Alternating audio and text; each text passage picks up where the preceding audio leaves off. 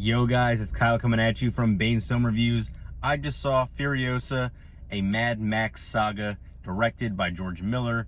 It is set up as a prequel to Mad Max Fury Road, which starred Tom Hardy and Charlize Theron. This film, again, Furiosa, stars Anya Taylor-Joy, Chris Hemsworth, and a slew of other actors. Almost none of them you've ever heard of before. I find that very interesting. First and foremost, I find it incredibly interesting that it's led by two spectacular actors that are very well known in Hollywood for a number of different things. Chris Hemsworth, obviously, for portraying Thor in the MCU. And then Anya Taylor-Joy has just made a name for herself in films like The Menu and Last Night in Soho. So to surround them with a bunch of relatively unknown individuals is a gutsy call, because it's very easy for those two individuals to outshine everyone else. With that said, everyone carries their weight brilliantly. I thoroughly enjoyed everyone's performance, obviously with Anya Taylor-Joy and Chris Hemsworth at the top of the list of their performances. I went into this film not having loved Mad Max Fury Road, which I understand is not a popular opinion. I'm still okay with the fact that I didn't like that film, but I also chalk it up to me not being as in tune with filmmaking as I am now. I definitely go into films with a different mindset, with a different understanding of how they're made and all the work that goes into them. So, I have not rewatched Fury Road since it came out, since I saw it in theaters, and that was some time ago at this point. Now, Furiosa is visually stunning. It's actually what I wish Dune Part 2 would have been.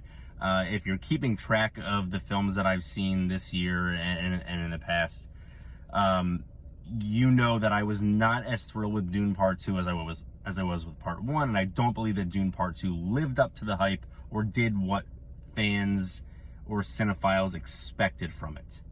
Furiosa, a Mad Max saga, does that and beyond. George Miller and his team create a spectacle unlike anything I've seen in a very, very long time. You can hate the story, you can hate the acting, you can hate the characters, you can hate literally everything else about this film, and the spectacle that is this film is enough to draw you in and keep you focused and really entertained for well over 2 hours. With that 2 hour and almost 30-minute runtime, I was worried that this would kind of drag on, that this would feel far too long, that there would be pieces of this film that don't need to be in there. And while I guess there's always something that could have been cut from a film, it's very meticulously laid out. It's very meticulously paced, and Miller again does a wonderful job with this aspect of the film, like he did with so many other parts of the film. He drives this film forward really just in the best way possible. And while I checked my watch a few times, that's just, I just do that. It did not feel like a 2 hour and 30-minute film. It moved by very quickly. It's broken up into 5 segments.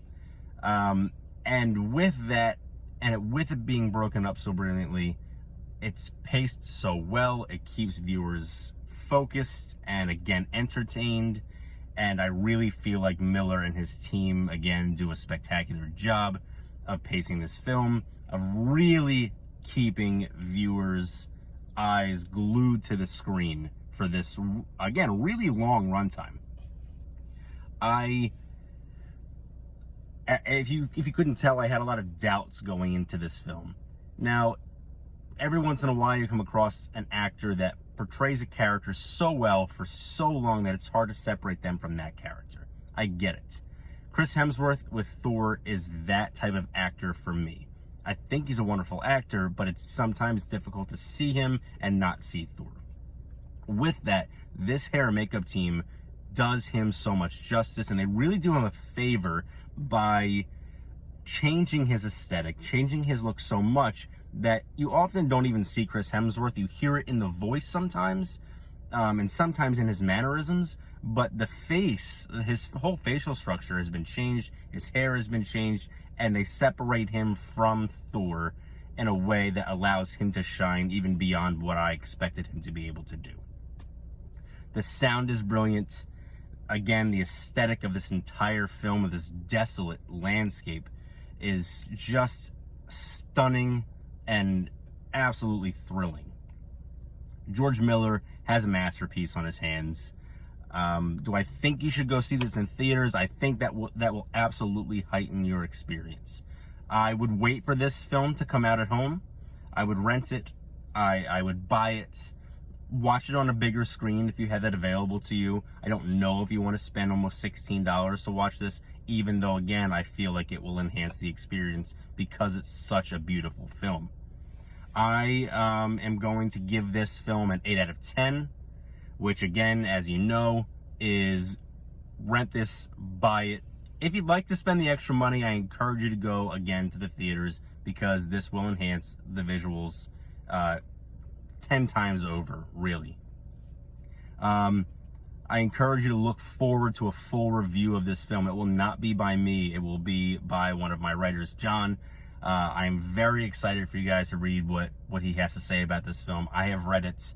It's brilliant. It's brilliant as all of his writing is. Stay tuned. Shortly after this video posts, a full written review by John will be posted on the site. Until next time, peace.